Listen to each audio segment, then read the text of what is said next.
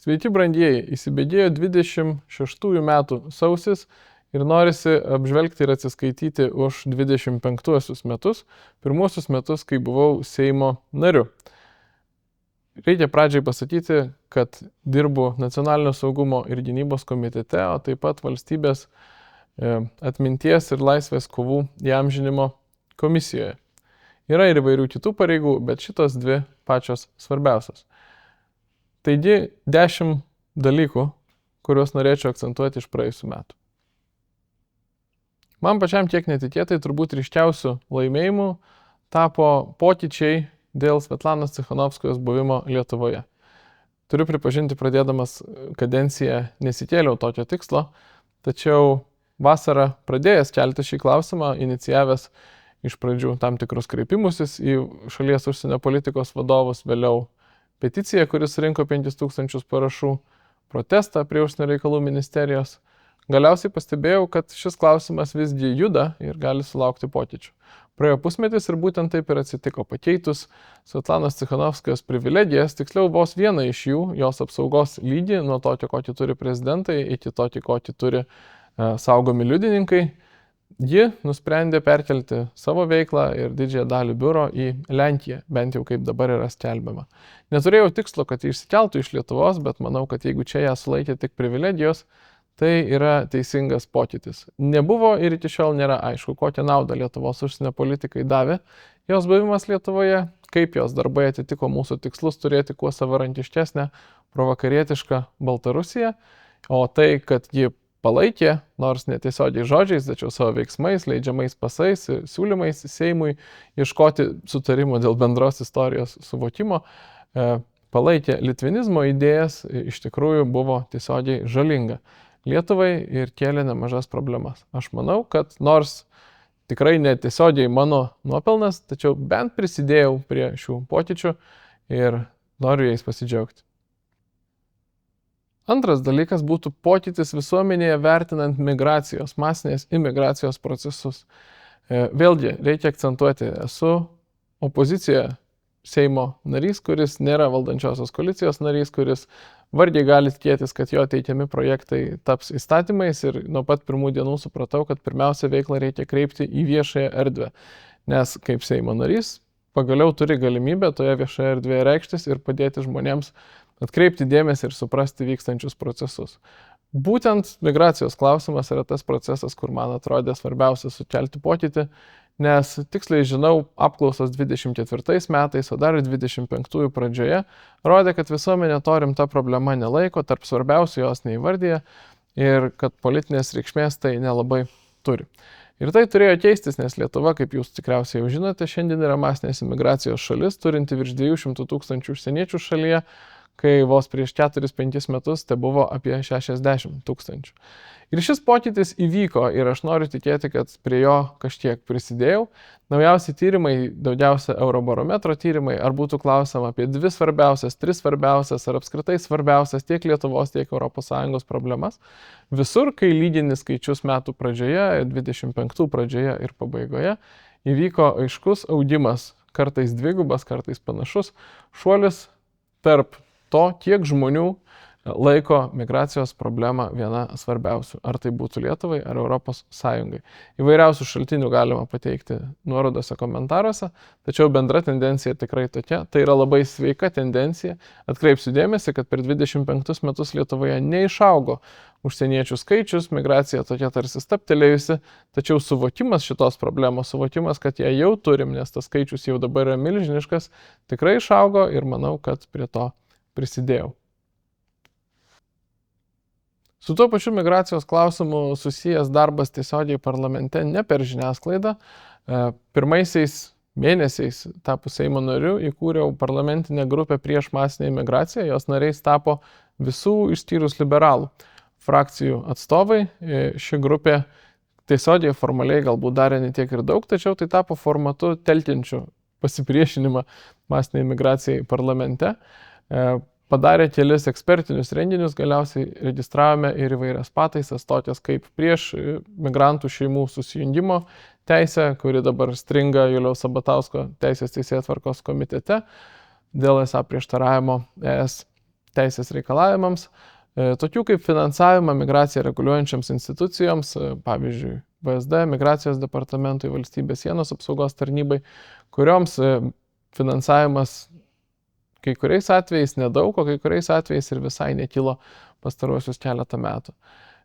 Siūlymas taip pat registruotas dėl deportavimo užsieniečių, kurie yra atlikę tyčinius nusikaltimus pagal Baudžiamąjį kodeksą, o kadenciją pradėjau siūlymu įgalinti pasieniečius Valstybės sienos apsaugos tarnybos darbuotojus naikinti laikinus leidimus gyventi Lietuvoje, jeigu jie savo darbe, tikrindami Lietuvoje gyvenančius užsieniečius, užfiksuoja, kad kas nors yra padirbta, netitinka reikalavimų ir pagrindo teisėtai gyventi Lietuvoje nėra. Tas siūlymas praėjo pirmąjį balsavimą, surinko virš 90 balsų Seimo salėje ir dabar yra komitetų stadijoje.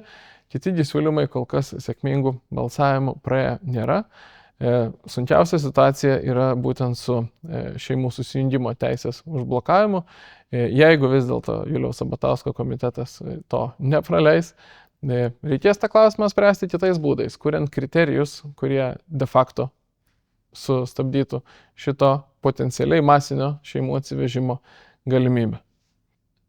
Šalia šitos tiesioginės su teisėkūra susijusios veiklos, didžiąją metų dalį pirmadieniais važiuoju po Lietuvą, organizuoju susitikimus su žmonėmis, su trečio amžiaus universitetais, verslo klubais, įvairiausiais formatais, o taip pat viešus renginius bibliotekose, kur kalbu būtent migracijos tema. Galbūt kaip labiau renginio pretekstą pristatau savo metų pradžioje išleistą knygą Kolonizacija, o tada kalbame su žmonėmis apie šias problemas. Ir taip net ir ten, kur dar neatėjo ir faktiškai gatvėse nepasijautė šis reiškinys, ateina žinia ir supratimas apie tai, kas vyksta galbūt pirmiausia didžiosiuose Lietuvos miestuose. Manau, kad tai prisideda. Norisi pasidžiaugti keliomis sustabdytomis iniciatyvomis, nes Seime yra svarbu ne tik priimti teisingus sprendimus, bet ir nepriimti kenksmingų sprendimų.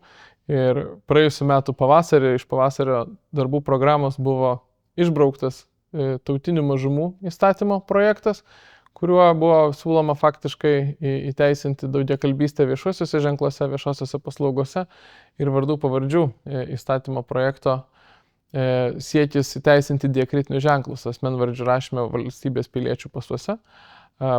Seimas mano siūlymu balsavo dėl tokio išbraukimo, didelę persvarą tam pritarė ir per visus 25 metus iki šiol šitas klausimas į Seimo salę negrįžo, nebuvo svarstamas, įvairių yra to priežasčių, bet faktas, kad kol kas pavyksta bandymus toliau vardyti valstybinės kalbos sistemą sustabdyti. Panašiai, bet ne taip sėkmingai pavyko stabdyti ir reprodukcinės sveikatos įstatymo pataisas. Tiksliau projektą naujo įstatymo, kurį inicijavo Birutė Vėsaitė, teikė įvairūs Seimo nariai ir kuriam iš pradžių, ko gero, tikėtasi didelio palaikymo, bet galiausiai jis praėjo pirmąjį balsavimą vos vieno balso persvarą. Ir tas pirmasis balsavimas gana aiškiai parodė, kad tolesnių stadijų tas projektas nebepraeis. Dabar jis yra, galima sakyti, užstrigęs sveikatos komitete, jau daugiau negu pusę metų nebuvo svarstamas ir bent kiek man suprantama, Seime ir nėra valios jį toliau svarstyti. Ir čia tikrai jaučiuosi tiesiogiai daug prisidėjęs, dirbdamas su Seimo nariais, kad nebūtų palaikomas šis projektas ir balsai jam nesusidarytų. Kasgi ten tokio yra?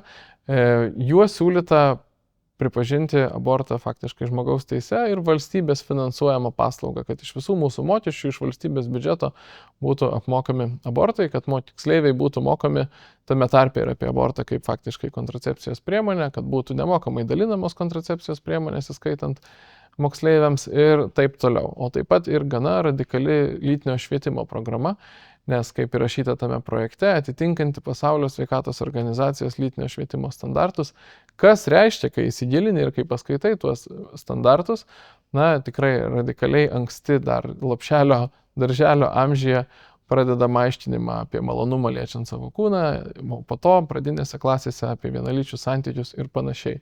Laikausi principo ir visai kaip stengiuosi jį ginti tą principą, kad tėvai yra vieninteliai turintys teisę spręsti apie savo vaikų dorinį auklėjimą ir kad mokykla, valstybė per mokyklą į šituos klausimus neturi ateiti arba gali ateiti tik tiek, kiek tėvai sutinka ir leidžia. Tai labai gaila, kad siūlymai atsisakyti arba apriboti tiksliau, kiek tai liečia lytiškumo ugdymo temas gyvenimo įgūdžių programoje, Seime kol kas taip ir nepraėjo ir ta programa kol kas galioja, veikia ir tik nuo mokytojų sveiko proto priklauso, kaip ir kiek jį paveikia vaikus. Bet apskritai aš esu gana ramus ir džiaugiuosi, kad Seime, konkrečiai Seime, tos kultūrinių karų programos, kažkokių bandymų prastumti vis labiau mūsų dorovinį suvokimą keičiančių iniciatyvų faktiškai ir nebuvo. Net ir tie žmonės, iš kurių labiausiai galėjom jų tikėtis, jie tų iniciatyvų nelabai ir teikia. Tai nėra tiesiogiai vien tik mano nuopelnas, bet vėlgi stebint viešą erdvę, laidas ir taip toliau, manau, kad nemažai prie to prisidėjau. Reikia pripažinti, kad svarbiausia žala šitoje temoje padaryta yra ne Seime, ji buvo padaryta Konstitucinio teismo 25 metų balandžio 17 dieną priėmus išaiškinimą, kad Lietuvos konstitucija reikalauja Lietuvoje įteisinti vienalytę partnerystę.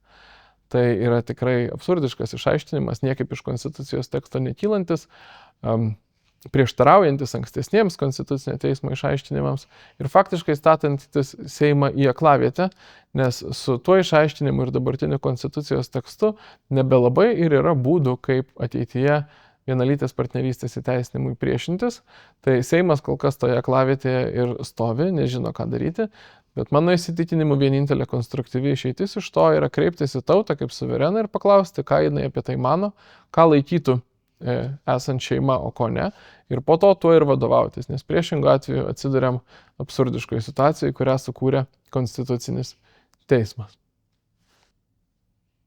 Džiaugiuosi, jog tiesiogiai prisidėjau sustabdant verslą biurokratinę naštą apkraunančią ES tvarumo direktyvą, kaip ją neformaliai vadiname. Kadencijos pradžioje teikiau siūlymą, kuriuo, galima sakyti, aplenkiau vyriausybę, atidėti deramam laikui, ten jau po to klausimas metams ar dviems, tos direktyvos įsigaliojimą, nes ta direktyva reikalautų iš pradžių didžiausių, po to ir platesnio rato Lietuvos verslų teikti didžiulės apimties ataskaitas apie tvarumą tų verslų veikloje. Ir jau ES formatuose vyko diskusijos, kad gal visgi šitas direktyvos reikalavimas yra per griežtas, per platus, per daug biurokratinis, neatitinka naujo posūkio ES visgi mažinti biurokratinę naštą verslui. Ir reaguodami į šitas diskusijas, į tai, kad jau buvo signalai Briuselyje, kad bus atsitraukiama nuo tos direktyvos, kad Lietuvos verslas nebūtų pastatytas į tą situaciją, kai europinė politika laisvesnė negu esanti Lietuvoje, skubėjome nuspręsti atidėti šitą, sulaukiant, kol galų gale tie klausimai bus likviduoti ir Briuselyje. Galiausiai šitas klausimas išspręstas tuo, kad pati vyriausybė atnešė projektą, siūlantį savo esmę tą patį, ką prieš tai pasiūliau aš. Ir vyriausybės projektui be abejo užleidom kelią ir jis buvo priimtas, bet mano siūlymas, kuris buvo chronologiškai pirmasis, vėlgi buvo sulaukęs palaikymo, po pateikimo jam buvo pritarta didelė persvara ir, man tikrai neskauda, o kaip tik gerai, kad galiausiai vyriausybė atėjo su tuo pačiu ir vyriausybės projektas buvo priimtas. Kovoti su pertekliniu reguliavimu, su biurokratinė našta ir įvairiausiais nebūtinais, nelogiškais dažnai reikalavimais verslui, manau, yra vienas iš esminių tikslų, jeigu norim klestinčios ir turtėjančios Lietuvos. Dirbu taip pat ir Laisvės kovų bei Valstybės istorinės atminties komisijoje ir joje, kaip eilinis narys, norėjau padaryti štai tokį dalyką, įnešti į Seimo veiklą, į Seimo kasdienį gyvenimą, atminti tų žmonių, kurie šiandien yra galbūt net ir sąmoningai pamirštami. Todėl iš tikrųjų didžiuojuosi renginiais, didelėmis konferencijomis, kurias pavyko surengti apie 3 asmenis arba valstybės istorijos etapus. Tai yra praėjusiu metu sausį apie Romualdą Ozolą, vienas svarbiausių sąjūdžio kūrėjų, praeitų metų pavasarį apie Alfonsą Svarinską, vienas svarbiausių antisovietinės rezistencijos dalyvių, kunigą, politinį kalinį. Ir galiausiai praeitų metų rudenį apie tarpukario Vilniaus lietuvių gyvenimą, etapą, kuris mano įsitikinimu yra ypatingai nutylimas dėl politinio korektiškumo, dėl baimės užgauti galbūt Lenkiją. Ir tikrai vien dėl istorinio teisingumo reikalingas, kad prisimintume ir apie jį kalbėtume. Tai buvo gal ne tiek savo dydžiu, bet apskritai tuo, kad įvyko ir pralaužė tam tikrą tylos sieną, manau, svarbus ir įsimintini renginiai. Kažkiek ir Seimo atmosfera pakeitę. Taip pat norisi paminėti, kad didelio mano įsitraukimo dėka Antanas Mackevičius atsidūrė tarp įsimintinų metų vardų, tarp žmonių, apie kuriuos bus skelbiami ir jau yra paskelbti valstybės įsimintini metai. Tai yra XIX amžiaus anticarinio sukilimo vienas vadų, pirmasis faktiškai kėlęs modernios savarankiškos Lietuvos valstybės idėją. Atmintini metai reiškia, kad valstybė prisidės, kad jis būtų geriau įsimintas, pažintas, daug kas susipažins su juo pirmą kartą, galbūt ištyrinės naujų lygių ir, būsime prie to prisidėję. Galiausiai norisi paminėti, birželio mėnesį registravau siūlymą pripažinti 41 metų birželio sukilimo deklaraciją, nepriklausomybės deklaraciją Lietuvos valstybės teisės aktu. Vėlgi, yra kam tai atrodo kontroversiškas žingsnis, aš manau, kad yra būtina tai anksčiau ir vėliau padaryti, galbūt mums reikės laiko ir brandos, kad iki to nueitume, tačiau simbolinis pirmasis žingsnis, pasiūlymas Seimui tą padaryti buvo atliktas ir manau, kad išvystysime šitą klausimą ir apskritai birželio sukilimo atmintį toliau. Vienas naujausių darbų buvo užregistruotas projektas siaurinantis Baudžiamojo kodekso 170 straipsnį. Straipsnį, kuris reglamentuoja, kaip yra baudžiama už taip vadinamąją neapykantos kalbą. Šiandien tas straipsnis turi 3 dalis ir iš esmės numato, kad viena yra baudžiama vien už tai, kad turi turinio, kažkokių piešinėlių, filmukų ar ko nors, kuriuo būtų skatinama neapykanta ar įžeidžiamos dažniausiai mažumų grupės. Antra, baudžiama už viešai išsakytą tokį turinį, kuris skatintų neapykantą, o faktiškai žeistų tam tikras mažumų grupės. Na ir trečia, baudžiama už tai, jeigu viešai išsakai turinį, kuris dar ir kviečia, skatina smurtauti ir imtis kažkokių kitų veiksmų prieš tas mažumų grupės. Mano galva, tai yra visiškai diskriminacinis įstatymas, kuris privilegijuoja tas mažumų grupės. Prokuratūros duomenys aiškiai rodo, kad dažniausiai žmonės pagal šitą straipsnį yra nuteisiami dėl to, kad kažką įžeidė dėl jų seksualinės orientacijos, antroje vietoje dėl tautybės arba rasės. Kitaip sakant, tai yra aiškiai 3 rūšių mažumas išskirtinai ginantis įstatymas, kuriuo nepasinaudos joks Jonas, Petras ar Onutė kaip eiliniai asmenys. Šis įstatymas negina žmonių nuo to, kad juos įžeidinėja kaip asmenys, jis gina žmonės tik kaip mažumų grupės ir jis yra savo esmė neteisingas. Kaip ir apskritai pati idėja įstatymais kištis ir bausti žmonės už tai, kaip jie bendrauja ir ką įžeidžia ir neįžeidžia kieno jausmus. Šitie dalykai turėtų būti kultūros, etiketo, padorumo klausimas ir jeigu kažkam mūsų bendravimas yra įžeidžiantis, bausmė už tai turėtų būti visuomenės nuomonė apie mus. Ar ji bus smerkianti ar gerbianti, tai tiesiogiai priklausys nuo mūsų elgesio, bet ne valstybės įstatymais tai reguliuoti. Taigi mano siūlymas buvo tas pirmasis 2 dalis panaikinti ir palikti tik 3 dalį, jeigu žmogus tiesiogiai kursto kažkokius veiksmus prieš vieną ar kitą mažumų grupę, tai gali būti baudžiama, o tiesiog įžeisti jausmai yra kultūros, o ne įstatymų reikalas.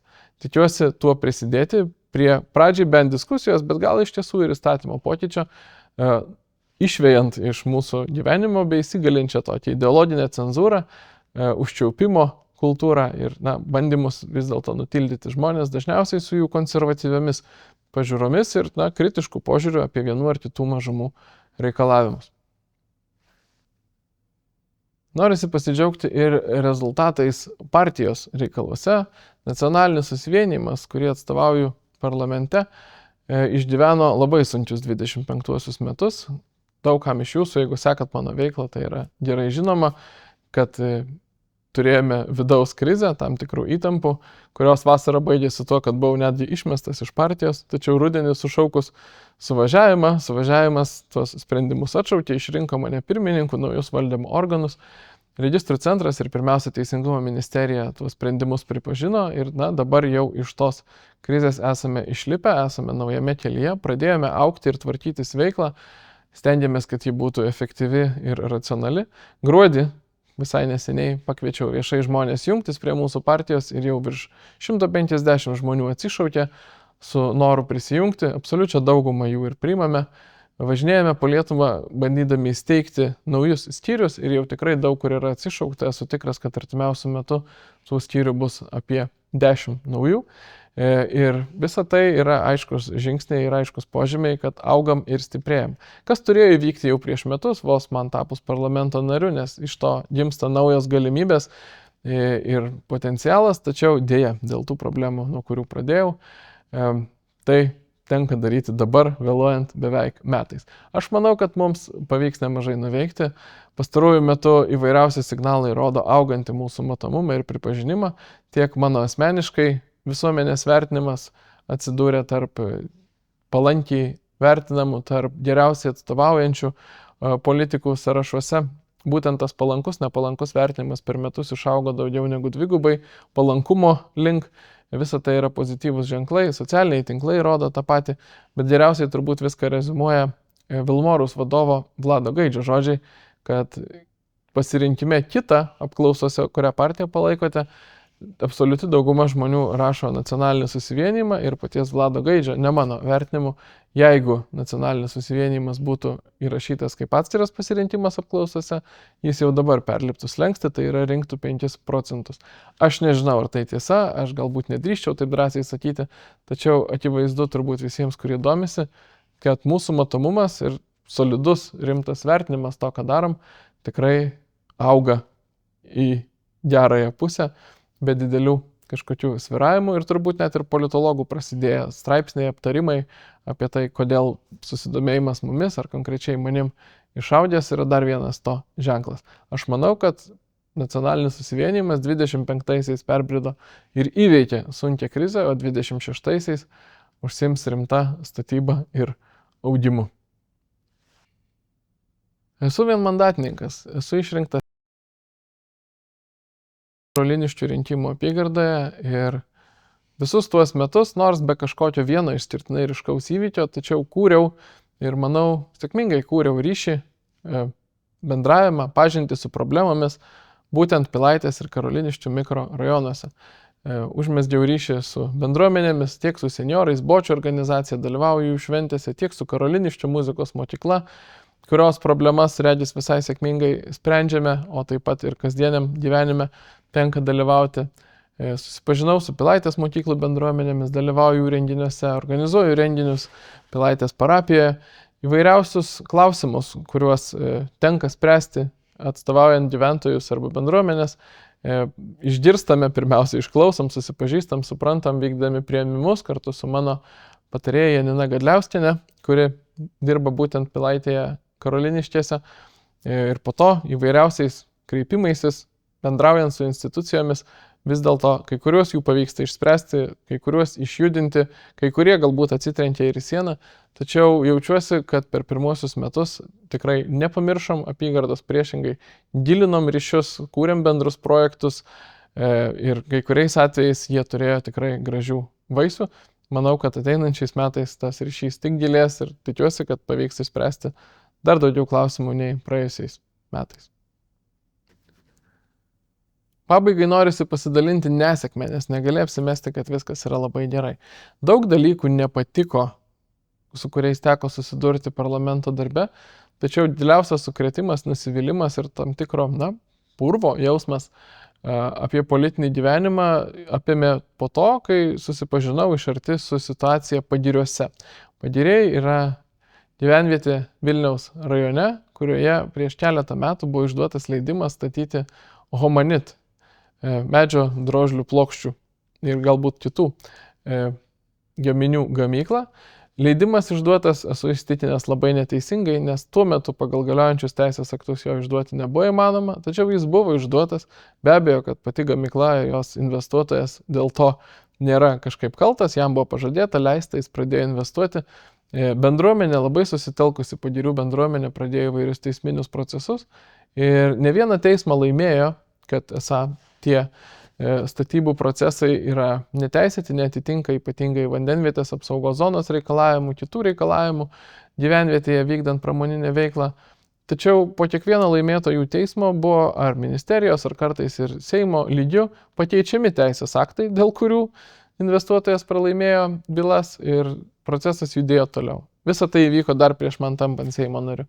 Bet man tapus Seimo nariu faktiškai dėl galutinio žingsnio, dėl gamyklos paleidimo, vėl iškilo problemos ir į Seimą atėjo siūlymai keisti vandenviečių apsaugos zonų reglamentavimą, leisti darbą su pavojingomis cheminėmis medžiagomis ir vandenviečių apsaugos zonomis.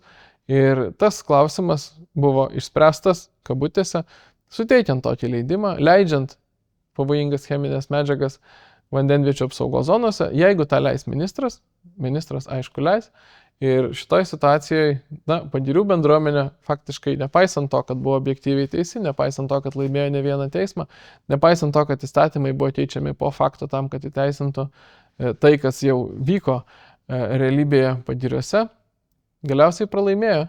Ir liudyti tą Seime, liudyti, kaip keitėsi politikų pozicijos nuo palaikančios bendruomenę iki galiausiai balsuojančios prieš bendruomenę, tiesiog todėl, kad investuotojas yra, taip supuolė aplinkybės iš Vokietijos, investuotojas yra dėmesio centre ir tos pačios Vokietijos, Lietuva šiandien atsiveda Vokietijos brigadą ir tikrai nenori su Vokietija gadinti santykių.